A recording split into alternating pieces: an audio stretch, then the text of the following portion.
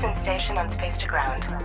Drew Feustel has now moved into third for all time spent spacewalking. Feustel now on his 9 spacewalks has spent 60 hours, 22 minutes and counting outside in the vacuum of space. Welcome to Space to Ground. I'm Catherine McLaurin. This week, the crew kept busy inside and outside the International Space Station. Expedition 56 Commander Drew Feustel and Flight Engineer Ricky Arnold completed a spacewalk on Thursday. The astronauts installed new high-definition cameras near an international docking adapter attached to the front end of the station's Harmony module. The new cameras will provide enhanced views of the final phase of approach and docking of the SpaceX Crew Dragon and the Boeing Starliner. Dragon and Starliner are both commercial crew spacecraft that will launch soon from American soil.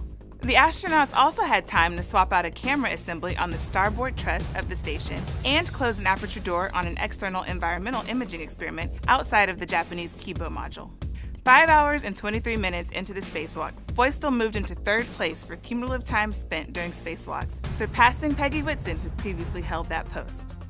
Did you know that the NASA Periscope channel offers more chances to interact with NASA astronauts, scientists, and engineers?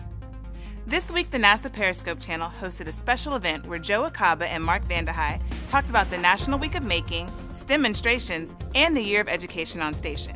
People were able to tweet their questions to @NASAEDU using the hashtag AskNASA before the event for Joe and Mark to answer live. For your chance to participate in future events, be sure to subscribe to the NASA Periscope channel. This week's question comes from Claire from Sturgeon Bay, Wisconsin, who wants to know if being in space is just like being underwater. Well, it's pretty close.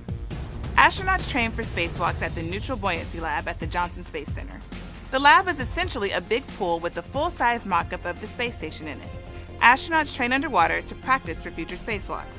Being underwater is an excellent way to prepare for the microgravity environment of space because you can be weighed so that you are neutrally buoyant, which just means you won't sink to the bottom or rise to the top.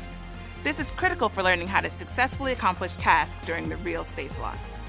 Keep sending in your questions using the hashtag #SpaceToGround, and we'll see you next week.